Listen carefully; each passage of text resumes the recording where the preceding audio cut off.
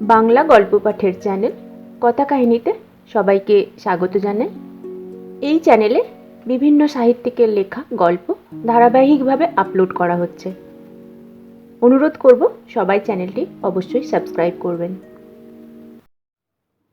এই অডিওতে আমি শরদিন্দু বন্দ্যোপাধ্যায়ের লেখা চন্দন মূর্তি গল্পটির পাঠ করে শোনাব।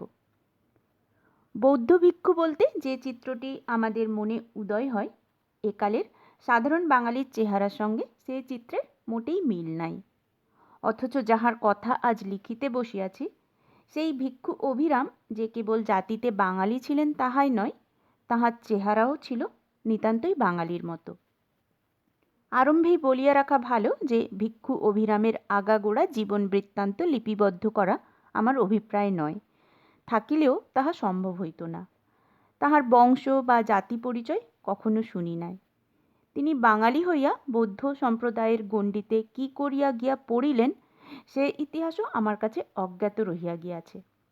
কেবল 1 বৎসরের আলাপে তাহার চরিত্রের যে পরিচয়টি আমি পাইয়াছিলাম এবং একদিন অচিন্তনীয় অবস্থার মধ্যে পড়িয়া কীরূপে সেই পরিচয়ের বন্ধন চিরদিনের জন্য ছিন্ন হইয়া গেল, তাহাই সংক্ষেপে বাহুল্য বর্জন করিয়া পাঠকের সম্মুখে স্থাপন করিব। আমাদের দেশ ধর্ম উন্মত্ততার মল্লভূমি। ধর্মের নামে মাথা ফাটাফাটি অনেক দেখিয়াছি, কিন্তু ভিক্ষু অভিরামের হৃদয়ে এই ধর্মানুরাগ যে বিচিত্র রূপ গ্রহণ করিয়াছিল, তাহা পূর্বে কখনো দেখি নাই এবং পরে যে আর দেখিব সে সম্ভাবনাও অল্প। ভিক্ষু অভিরামের সঙ্গে আমার প্রথম পরিচয় হয় ইম্পিরিয়াল লাইব্রেরিতে, বছর 4 আগেকার কথা। তখন আমি সবেমাত্র বৌদ্ধ যুগের ইতিহাস লইয়া নাড়াচাড়া আরম্ভ করিয়াছি। একখানা দুষ্প্রাপ্য বৌদ্ধ পুস্তক খুঁজিতে গিয়া দেখিলাম তিনি পূর্ব হইতে সেখানা দখল করিয়া বসিয়া আছেন। ক্রমে তাহার সহিত আলাপ হইল। শীর্ণকায় মণ্ডিত শির লোকটি, দেহের বস্ত্রাদি ঈষৎ পীতবর্ণ, বয়স বোধ করি 40-এর নিচেই। কথাবার্তা খুব মিষ্ট, হাসিটি শীর্ণ মুখে লাগিয়াই আছে। আমাদের দেশের সাধারণ উদাসী সম্প্রদায়ের মতো একটি নির্লিপ্ত অনাসক্ত ভাব, তবু তাহাকে সাধারণ বলিয়া অবহেলা করা যায় না। চোখের মধ্যে ভালো করিয়া দৃষ্টিপাত করিলেই বুঝিতে পারা যায় একটা প্রবল দুর্দমনীয় আকাঙ্ক্ষা সদা সর্বদা সেখানে জ্বলিতেছে। জটা কৌপিন কিছুই নাই, তথাপি তাহাকে দেখিয়া রবীন্দ্রনাথের পরশ পাথরের সেই খ্যাপাকে মনে পড়িয়া যায়। ওষ্ঠে অধরেতে চাপি অন্তরের দ্বার ঝাঁপি, রাত্রিদিন তীব্র জ্বালা জেলে রাখো চোখে, দুটো নেত্র সদা যেন নিশার খদ্দত হেন, উড়ে উড়ে খোঁজে কারে নিজের আলোকে। বাঙালি বৌদ্ধ ভিক্ষু বর্তমানকালে থাকিতে পারে এ কল্পনা পূর্বে মনে স্থান পায় নাই, তাই প্রথম দর্শনেই তাহার প্রতি আকৃষ্ট হইয়া পড়িয়াছিলাম। ক্রমশ আলাপ ঘনিষ্ঠতায় পরিণত হইল। তিনি সময়ে অসময়ে আমার বাড়িতে আসিতে আরম্ভ করিলেন। বৌদ্ধ শাস্ত্রে তাহার জ্ঞান যেরূপ গভীর ছিল, বৌদ্ধ ইতিহাসে ততটা ছিল না। তাই বুদ্ধের জীবন সম্বন্ধে কোনো নূতন কথা জানিতে পারিলে তৎক্ষণাৎ আমাকে আসিয়া জানাইতেন। আমার ঐতিহাসিক গবেষণা সম্বন্ধেও তাহার ঔৎসুক্যের অন্ত ছিল না। ঘণ্টার পর ঘণ্টা স্থির হইয়া বসিয়া আমার বক্তৃতা শুনিয়া যাইতেন, আর তাহার চোখে সেই খদ্দত আলোক জ্বলিতে থাকিত। খাদ্যাদি বিষয়ে তাহার কোনো বিচার ছিল না। আমার বাড়িতে আসিলে গৃহিণী প্রায় ভক্তি ভরে তাহাকে খাওয়াইতেন। তিনি নির্বিবাদে মাছ মাংস সবই গ্রহণ করিতেন। আমি একদিন প্রশ্ন করায় তিনি ক্ষীণ হাসিয়া বলিয়াছিলেন, আমি ভিক্ষু, ভিক্ষাপাত্রে যে যা দেবে তাই আমাকে খেতে হবে, বাছ বিচার করবার তো আমার অধিকার নেই। তথাগতের পাতে একদিন তার এক শিষ্য শূকর মাংস দিয়েছিল, তিনি তাও খেয়েছিলেন। ভিক্ষুর 2 চক্ষু সহসা জলে ভরিয়া গিয়াছিল। প্রায় 6-7 মাস কাটিয়া যাইবার পর একদিন তাহার প্রাণের অন্তরতম কথাটি পাড়িলাম। আমার বাড়িতে বসিয়া বৌদ্ধ শিল্প আলোচনা হইতেছিল। ভিক্ষু অভিরাম বলিতেছিলেন, ভারতে এবং ভারতের বাইরে কোটি কোটি বুদ্ধ মূর্তি আছে, কিন্তু সবগুলি তার ভাবমূর্তি। ভক্ত শিল্পী যেভাবে ভগবান তথাগতকে কল্পনা করেছে, পাথর কেটে তার সেই মূর্তিই গড়েছে। বুদ্ধের সত্যিকার আকৃতির সঙ্গে তাদের পরিচয় ছিল না। আমি বলিলাম, আমার তো মনে হয় ছিল। আপনি লক্ষ্য করেছেন নিশ্চয়ই যে সব বুদ্ধ মূর্তিরই ছাঁচ প্রায় একরকম। অবশ্য অল্প বিস্তর তফাৎ আছে, কিন্তু মোটের উপর একটা সাদৃশ্য পাওয়া যায়। কান বড়, মাথায় কাঁকড়া চুল, ভারী গড়ন, এগুলো সব মূর্তিতেই আছে। এর কারণ কি? নিশ্চয়ই তার প্রকৃত চেহারা সম্বন্ধে শিল্পীদের জ্ঞান ছিল, নইলে কেবল কাল্পনিক মূর্তি হলে এতটা সাদৃশ্য আসতে পারত না। একটা বাস্তব মডেল তাদের ছিলই। গভীর মনোসংযোগে আমার কথা শুনিয়া ভিক্ষু অভিরাম কিছুক্ষণ চুপ করিয়া রহিলেন। তারপর ধীরে ধীরে বলিলেন, কি জানি। বুদ্ধদেবের জীবিতকালে তার মূর্তি গঠিত হয়নি। তখন ভাস্কর্যের প্রচলন ছিল না। বুদ্ধ মূর্তির বহুল প্রচলন হয়েছে গুপ্ত যুগ থেকে, খ্রিস্টীয় ৪র্থ শতাব্দীতে, অর্থাৎ বুদ্ধ নির্বাণের প্রায় ৭০০ বছর পরে। এই ৭০০ বছর ধরে তার আকৃতি স্মৃতি মানুষ কী করে সঞ্জীবিত রেখেছিল। বৌদ্ধ শাস্ত্রেও তার চেহারার এমন কোনো বর্ণনা নেই যা থেকে তার একটা স্পষ্ট চিত্র আঁকা যেতে পারে। আপনি যে সাদৃশ্যের কথা বলছেন সেটা সম্ভবত গল্পের একটা কনভেনশন। প্রথমে একজন প্রতিভাবান শিল্পী তার ভাবমূর্তি গড়েছিলেন, তারপর যুগ পরম্পরায় সেই মূর্তিরই অনুকরণ হয়ে আসছে। ভিক্ষু একটি দীর্ঘ নিঃশ্বাস ত্যাগ করলেন। না, তার সত্যিকারের চেহারা মানুষ ভুলে গেছে। টুটেনখামেন আমেন হোটেপের শিলামূর্তি আছে, কিন্তু বোধিসত্ত্বের দিব্য দেহের প্রতিমূর্তি নেই। আমি বলিলাম, হ্যাঁ, মানুষের স্মৃতির ওপরে যাদের কোনো দাবি নেই তারাই পাথরে নিজেদের প্রতিমূর্তি খোদাই করিয়ে রেখে গেছে, আর যারা মহাপুরুষ তারা কেবল মানুষের হৃদয়ের মধ্যে অমর হয়ে আছেন। এই দেখুন না, যীশুখ্রিস্টের প্রকৃত চেহারা যে কীরকম ছিল তা কেউ জানে না। তিনি বলিলেন, ঠিক, অথচ কত হাজার হাজার লোক তার গায়ের একটা জামা দেখবার জন্য প্রতি বৎসর তীর্থযাত্রা করছে। তারা যদি তার প্রকৃত প্রতিমূর্তির সন্ধান পেত, কি করত বলুন দেখি? বোধহয় আনন্দে পাগল হয়ে যেত। এই সময় তাহার চোখের দিকে আমার নজর পড়িল। ইংরাজিতে যাহাকে ফ্যানাটিক বলে, এ সেই তাহারই দৃষ্টি। যে উগ্র একাগ্রতা মানুষকে শহীদ করিয়া তোলে, তাহার চোখে সেই সর্বগ্রাসী তন্ময়তার আগুন জ্বলিতেছে। চক্ষু দুটি আমার পানে চাহিয়া আছে বটে, কিন্তু তাহার মন যেন ২৫০০ বৎসরের ঘন কুজ্ঝটিকা ভেদ করিয়া এক দিব্য পুরুষের জ্যোতির্ময় মূর্তি সন্ধান করিয়া ফিরিতেছে। তিনি হঠাৎ বলিতে লাগিলেন, ভগবান বুদ্ধের দন্ত, কেশ, নখ দেখেছি।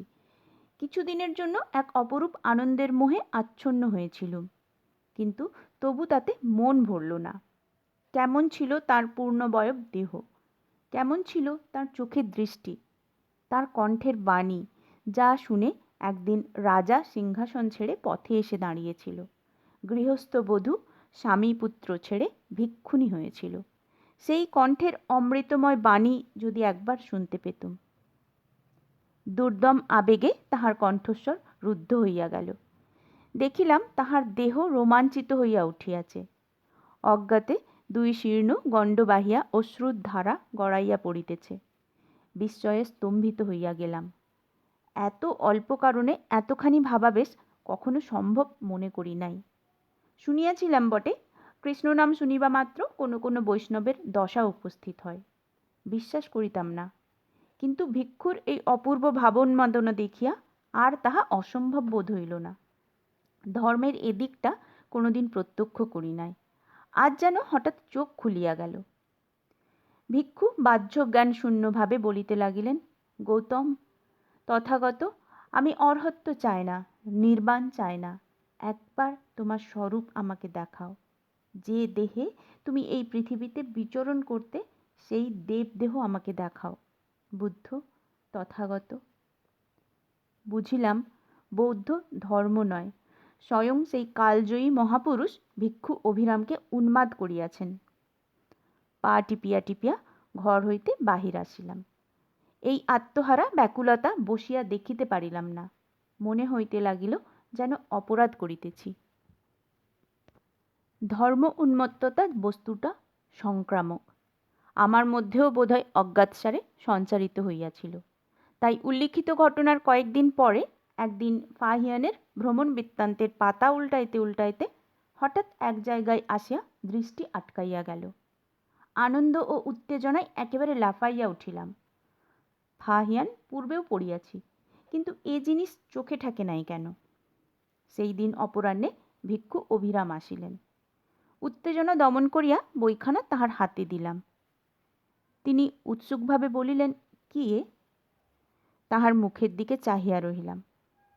বৈশালী হইতে দ্বাদশ শতপদ দক্ষিণে বৈশ্যাধিপতি সুদত্ত দক্ষিণাভিমুখী একটি বিহার নির্মাণ করিয়াছিলেন। বিহারের বামে ও দক্ষিণে স্বচ্ছ বাড়িপূর্ণ পুষ্করিণী বহু বৃক্ষ ও নানাবর্ণ পুষ্পে অপূর্ব শোভা ধারণ করে। ইহাই জেতবন বিহার। বুদ্ধদেব যখন ত্রয়ান্ত্রিংশ স্বর্গে গমন করিয়া তাহার মাতৃদেবীর হিতার্থে 90 দিবস ধর্মপ্রচার করিয়াছিলেন, তখন প্রসেনজিৎ তাহার দর্শনাভিলাষী হইয়া গো শীর্ষ চন্দন কাষ্ঠে তাহার এক মূর্তি প্রস্তুত করিয়া যে স্থানে তিনি সাধারণত উপবেশন করিতেন তথায় স্থাপন করিলেন। বুদ্ধদেব স্বর্গ হইতে প্রত্যাগমন করিলে এই মূর্তি বুদ্ধদেবের সহিত সাক্ষাতের জন্য স্বস্থান পরিত্যাগ করিল। বুদ্ধদেব তখন মূর্তিকে কহিলেন, তুমি স্বস্থানে প্রতিগমন করো। আমার নির্বাণ লাভ হইলে তুমি আমার চতুর্বর্গ শিষ্যের নিকটে আদর্শ হইবে। এই বলিলে মূর্তি প্রত্যাবর্তন করিল। এই মূর্তি বুদ্ধদেবের সর্বাপেক্ষা প্রথম মূর্তি এবং ইহা দৃষ্টেই পরে অন্যান্য মূর্তি নির্মিত হইয়াছে। বুদ্ধ নির্বাণের পরে একসময় আগুন লাগিয়া জেতবন বিহার ভস্মীভূত হয়। নরপতিগণ ও তাহাদের প্রজাবর্গ চন্দন মূর্তি ধ্বংস হইয়াছে মনে করিয়া অত্যন্ত বিমর্ষ হন। কিন্তু 4-5 দিন পরে পূর্ব পার্শ্বস্থ ক্ষুদ্র বিহারের দ্বার উন্মুক্ত হইলে চন্দন মূর্তি দৃষ্ট হইল। সকলে উৎফুল্ল হৃদয়ে একত্র হইয়া বিহার পুনর্নির্মাণে ব্রতী হইল। দ্বিতল নির্মিত হইলে তাহারা প্রতিমূর্তিকে পূর্বস্থানে স্থাপন করিল। তন্দ্রা মূঢ়ের ন্যায় চক্ষু পুস্তক হইতে তুলিয়া ভিক্ষু আমার পানে চাহিলেন। অস্পষ্ট স্খলিত স্বরে জিজ্ঞেস করিলেন, কোথায় সে মূর্তি? আমি বলিলাম, জানি না। চন্দন মূর্তির উল্লেখ আর কোথাও দেখেছি বলে তো স্মরণ হয় না।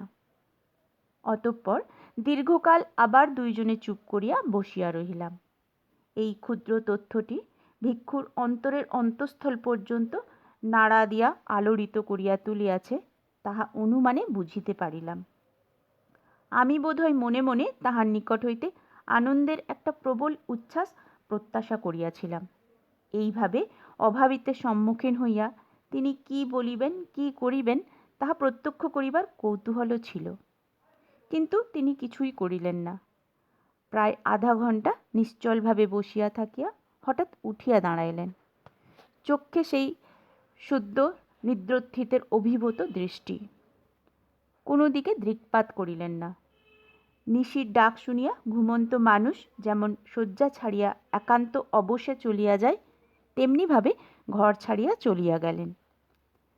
তারপর 3 মাস আর তাহার সাক্ষাৎ পাইলাম না। হঠাৎ পৌষের মাঝামাঝি একদিন তিনি মূর্তিমান ভূমিকম্পের মতো আসিয়া আমার স্থাবরতার পাকা ভিত এমনভাবে নাড়া দিয়া আলগা করিয়া দিলেন যে তাহা পূর্বে অনুমান করাও কঠিন। অন্তত আমি যে কোনোদিন এমন একটা দুঃসাহসিক কার্যে ব্রতী হইয়া পড়িব তাহা সন্দেহ করিতেও আমার কুণ্ঠা বোধ হয়। তিনি বলিলেন, সন্ধান পেয়েছি। আমি সানন্দে তাহাকে অভ্যর্থনা করিলুম। আসুন, বসুন। তিনি বসিলেন না। উত্তেজিত স্বরে বলিতে লাগিলেন, পেয়েছি বিভূতিবাবু, সে মূর্তি হারায়নি, এখনো আছে। সে কি, কোথায় পেলেন? পাইনি এখনো। প্রাচীন বৈশালীর ভগ্নাবশেষ যেখানে পড়ে আছে সেই বেসারে গিয়েছিলুম। জেতবন বিহারের কিছুই নেই, কেবল ইট আর পাথরের স্তূপ। তবুও তারই ভেতর থেকে আমি সন্ধান পেয়েছি, সে মূর্তি আছে। কি করে সন্ধান পেলেন? এক শিলালিপি থেকে। একটা ভাঙা মন্দির থেকে একটা পাথর খসে পড়েছিল, তারই উল্টো পিঠে এই লিপি খোদাই করা ছিল। একখণ্ড কাগজ আমাকে দিয়া উত্তেজনা অবরুদ্ধ স্বরে বলিতে লাগিলেন, জেতবন বিহার ধ্বংস হয়ে যাবার পর বোধহয় তারই পাথর দিয়ে ওই মন্দির তৈরি হয়েছিল। মন্দিরটাও 500-600 বছরের পুরনো। এখন তাতে কোনো বিগ্রহ নেই। একটা বিরাট অশ্বত্থ গাছ তাকে অজগরের মতো জড়িয়ে তার হাড় পাঁজর গুঁড়ো করে দিচ্ছে। পাথরগুলো খসে খসে পড়ছে। তারই একটা পাথরে এই লিপি খোদাই করা ছিল। কাগজখানা তার হাত হইতে লইয়া পরীক্ষা করিয়া দেখিলাম, অনুমান 10ম কি 11 শতাব্দীর প্রাকৃত ভাষায় লিখিত লিপি। ভিক্ষু অবিকল নকল করিয়া আনিয়াছেন। পাঠোদ্ধার করিতে বিশেষ কষ্ট পাইতে হইল না। শিলালেখের অর্থ এইরূপ: হায় তথাগত, সদ্ধর্মের আজ মহা দুর্দিন উপস্থিত হইয়াছে।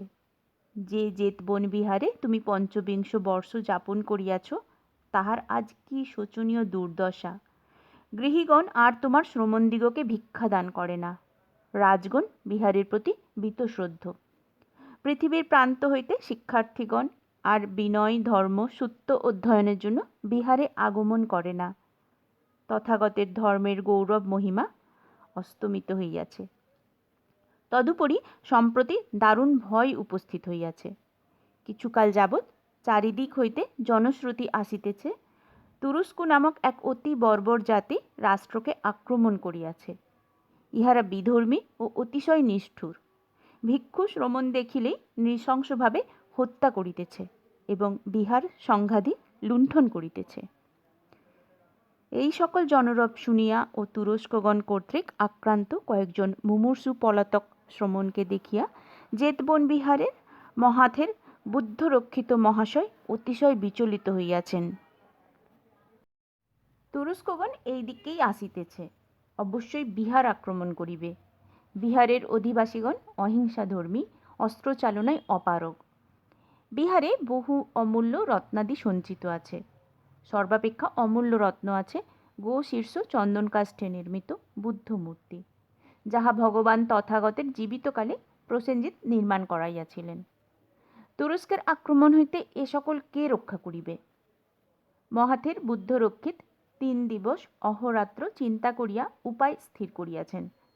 আগামী অমাবস্যার মধ্যযামে 10 জন শ্রমণ বিহারস্থ মণিরত্ন ও অমূল্য গ্রন্থ সকল সহ ভগবানের চন্দন মূর্তি লইয়া প্রস্থান করিবে।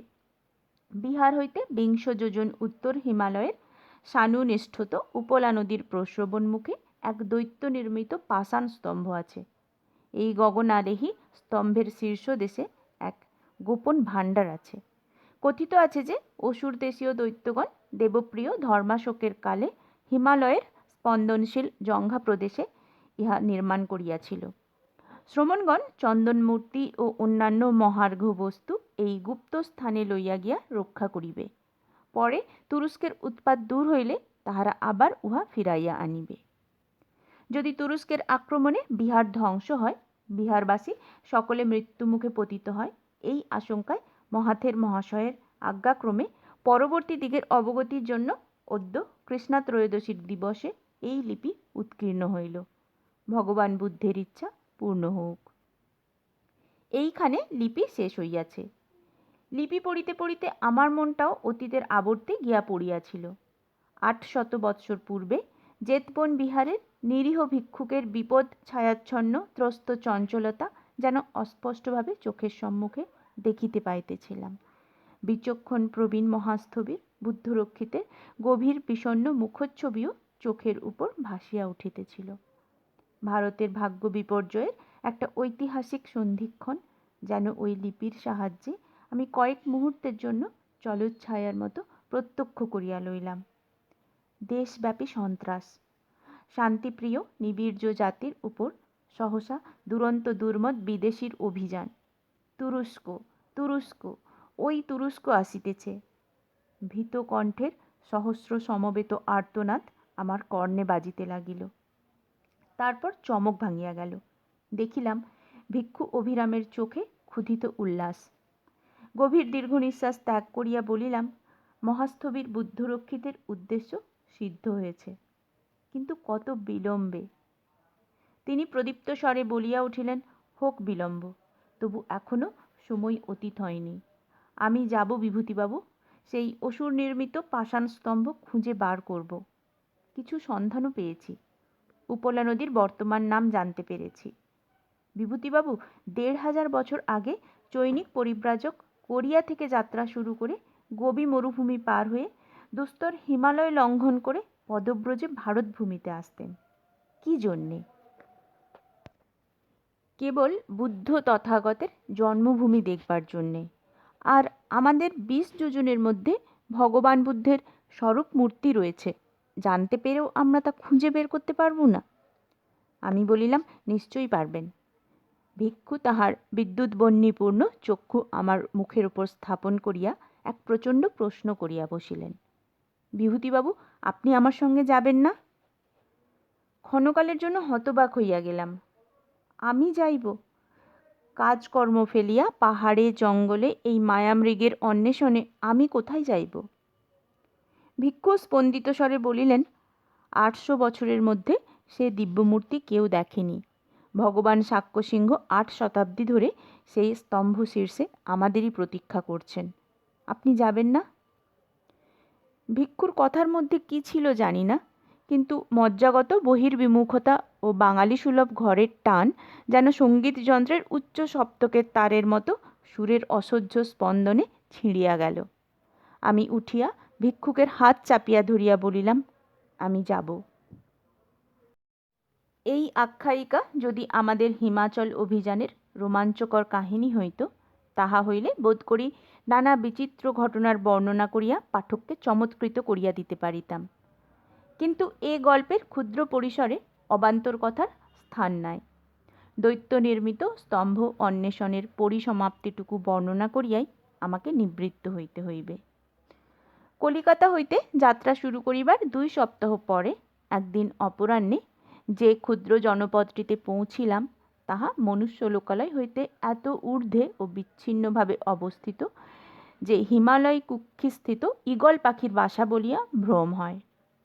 তখনও বরফের এলাকায় আসিয়া পৌঁছাই নাই, কিন্তু সম্মুখেই হিমাদ্রির তুষার শুভ্র দেহ আকাশের একটা দিক আড়াল করিয়া রাখিয়াছে।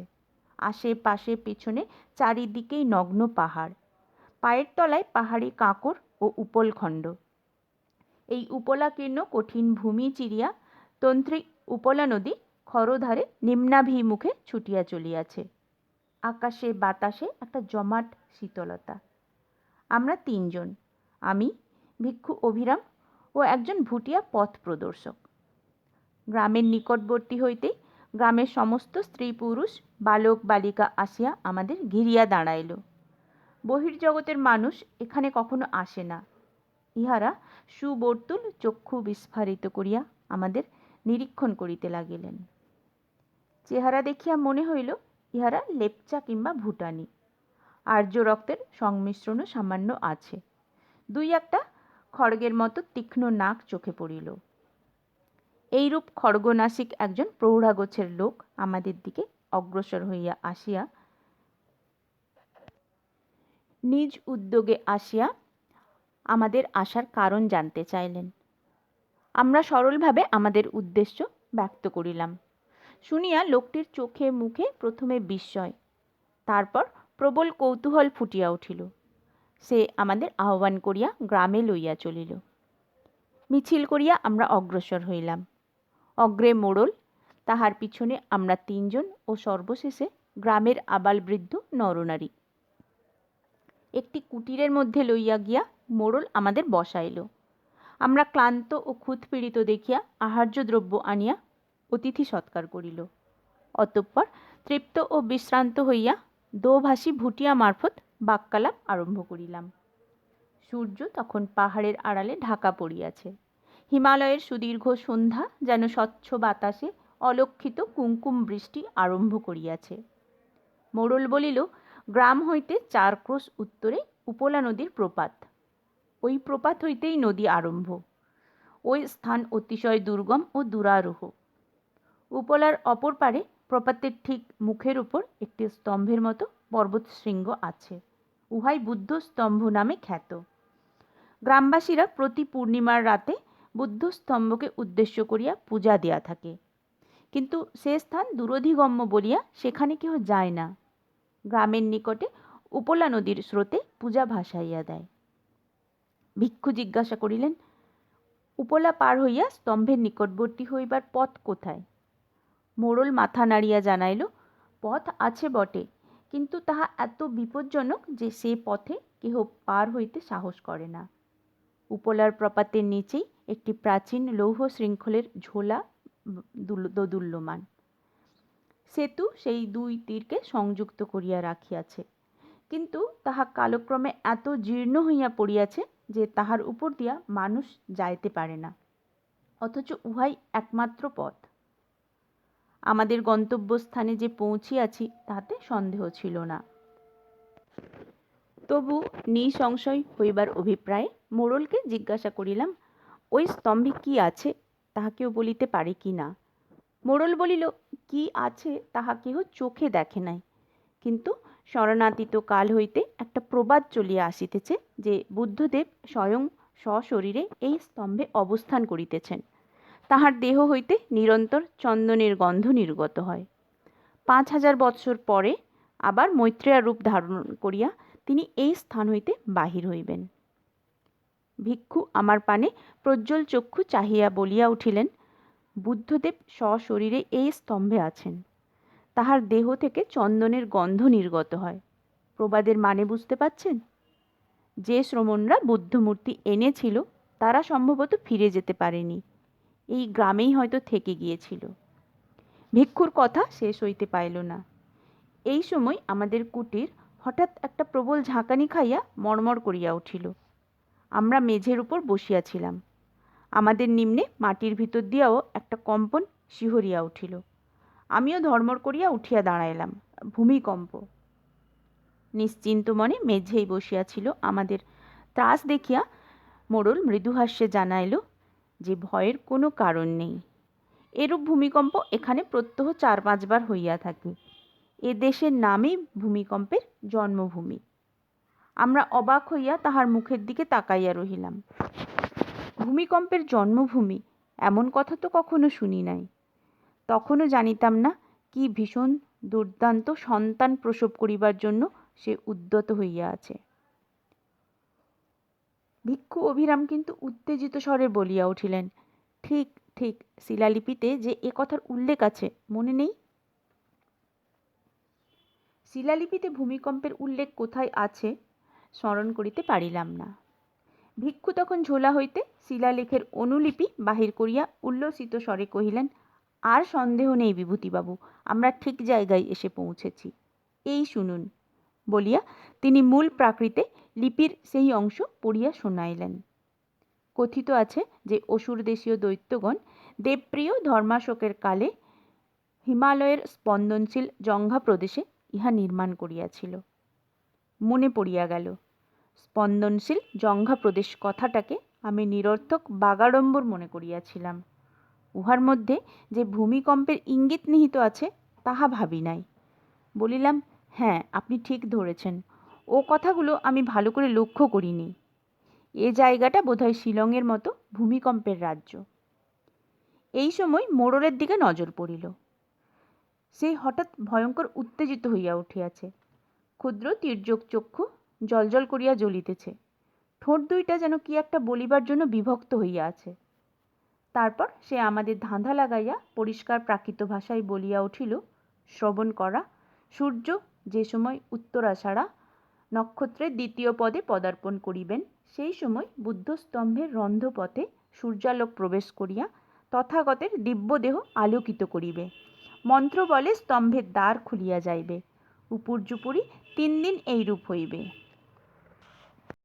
তারপর 1 বৎসরের জন্য দ্বার বন্ধ হইয়া যাইবে। হে ভক্ত শ্রমণ, যদি বুদ্ধের অলৌকিক মুখচ্ছবি দেখিয়া নির্বাণের পথ সুগম করিতে চাও, এ কথা স্মরণ রাখিও। এক নিঃশ্বাসে এতখানি বলিয়া মোড়ল হাঁপাইতে লাগিল। তীব্র বিস্ময়ে ভিক্ষু বলিলেন, তুমি তুমি প্রাকৃত ভাষা জানো? মোড়ল বুঝিতে না পারিয়া মাথা নাড়িল। তখন ভুটানি সহচরের সাহায্য লইতে হইল।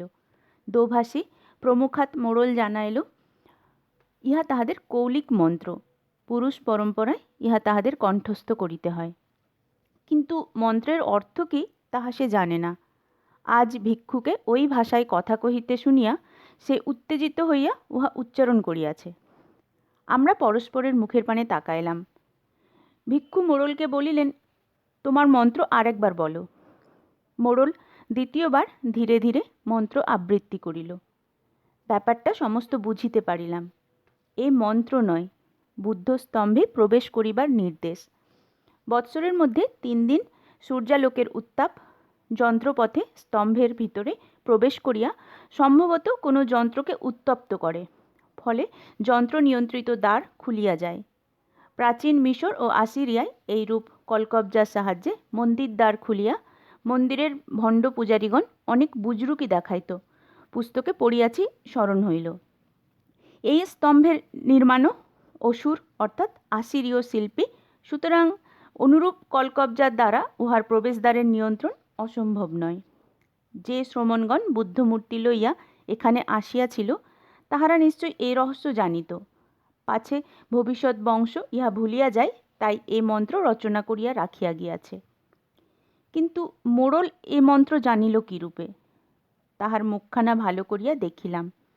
মুখের আদল প্রধানত মঙ্গলীয় ছাঁদের হইলেও নাসিকা, ভ্রু ও চিবুকের গঠন আর্য লক্ষণযুক্ত।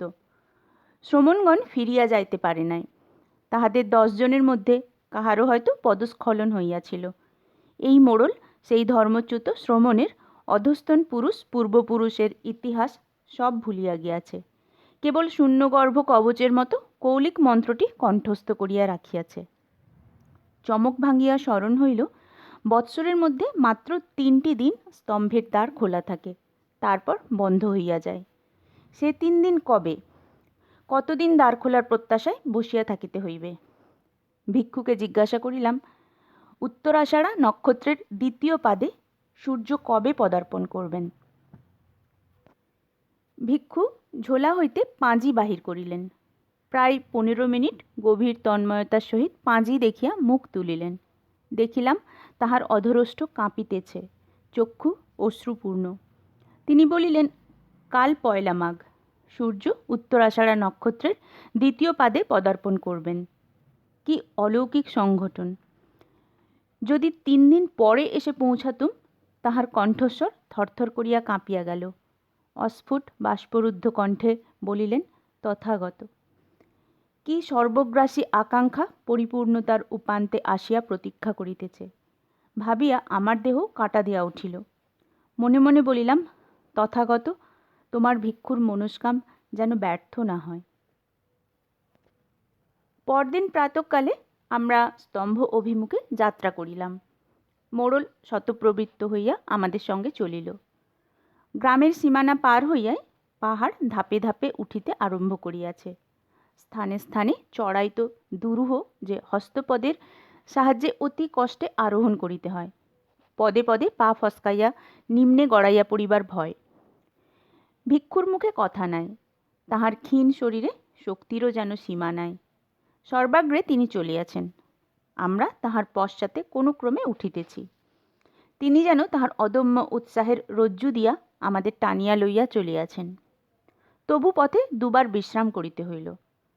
আমার সঙ্গে একটা বাইনোকুলার ছিল, তাহারই সাহায্যে চারিদিক পর্যবেক্ষণ করিতে লাগিলাম। বহু নিম্নে ক্ষুদ্র গ্রামটি খেলাঘরের মতো দেখা যাইতেছে, আর চারিদিকে প্রাণহীন নিঃসঙ্গ পাহাড়। অবশেষে 5 ঘণ্টারও অধিককাল হাড় ভাঙা চড়াই উত্তীর্ণ হইয়া আমাদের গন্তব্যস্থানে পৌঁছিলাম। কিছু পূর্ব হইতেই একটা চাপা গমগম শব্দ কানে আসিতেছিল, যেন বহু দূরে দুন্দুভি বাজিতেছে। মোড়ল বলিল, উহাই উপলা নদীর প্রপাতের শব্দ।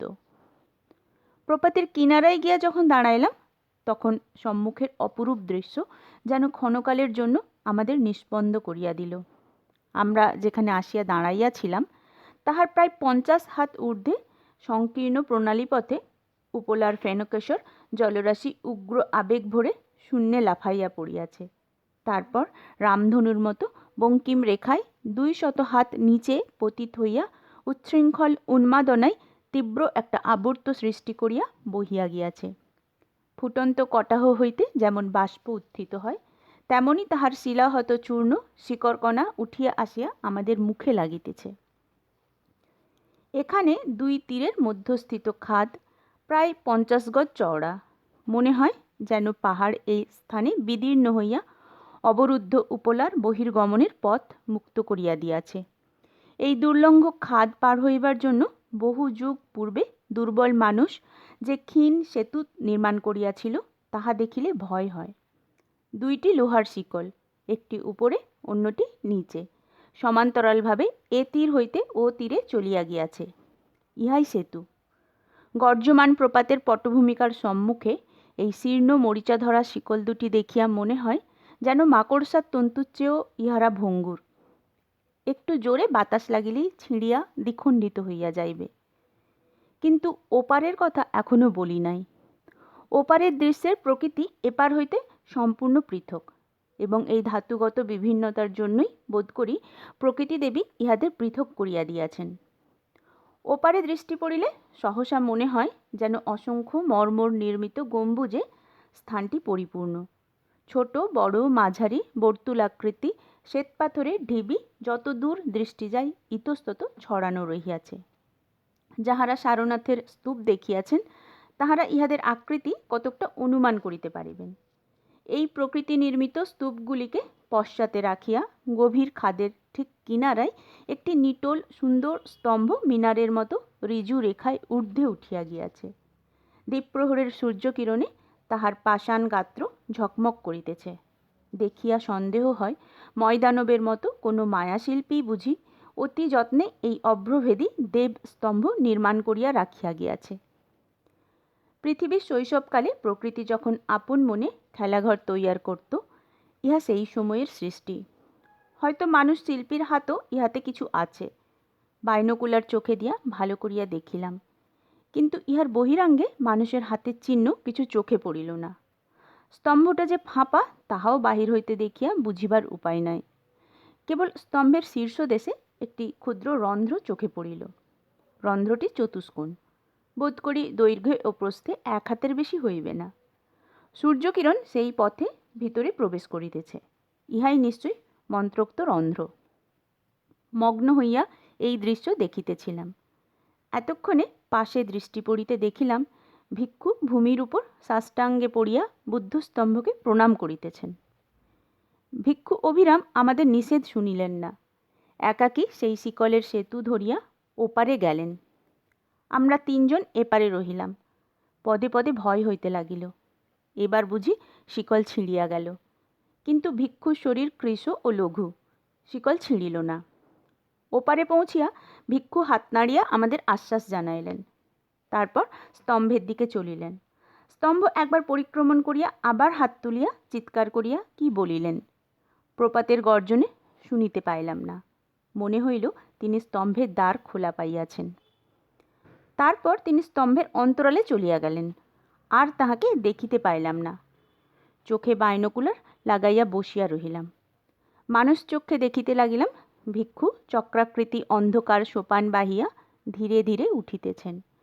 কম্পিত অধরা হইতে হয়তো অস্পষ্ট স্বরে উচ্চারিত হইতেছে, তথাগত তমসমা জ্যোতির্গময়। সেই গো শীর্ষ চন্দনকাষ্ঠের মূর্তি কি এখনো আছে? ভিক্ষু তাহা দেখিতে পাইবেন? আমি দেখিতে পাইলাম না, কিন্তু সেজন্য ক্ষোভ নাই।